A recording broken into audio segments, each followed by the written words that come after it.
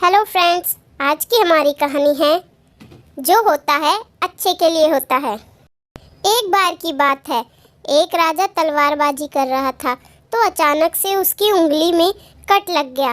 तो पास खड़े मंत्री अचानक बोल उठे, राजा साहब चिंता ना करें, जो होता है अच्छे के लिए होता है।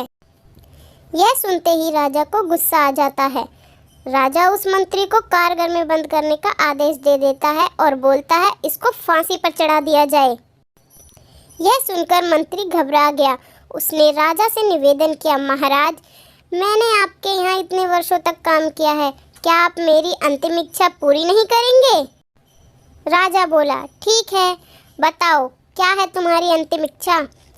मंत्री बोला, कृपया मुझे 10 दिन का समय दीजिए, उसके बाद आप मुझे जो चाहे वो सजा दे दीजिए। राजा ने उसकी अंतिम इच्छा मान ली। राजा दूसरे दिन अपने सैनिकों के साथ जंगल में शिकार पर निकला। जंगल के बीच में राजा अपने सैनिकों से बिछड़ गए और रास्ता भटक गए। रास्ता ढूंढते हुए राजा वनवासियों के बीच पहुंच गए, जो बलि देने के लिए किसी को ढूंढ रहे थे। वनवासियों ने राजा को पकड़ लिया और वन की देवी को बलि देने के लिए ले गए।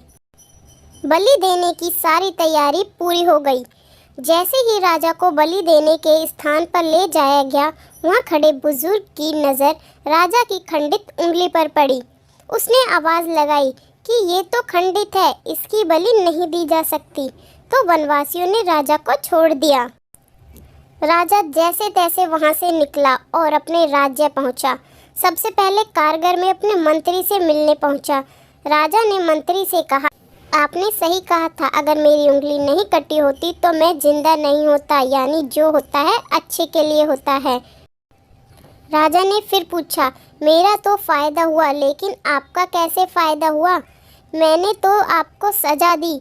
मंत्री बोला, मैं आपके साथ शिकार पर हमेशा रहता हूँ, उस दिन भी रहता, लेकिन मेरे खंडित नहीं होने के कारण मेरी बलि चढ़ जाती, इसलिए मेरे साथ भी जो हुआ अच्छा हुआ।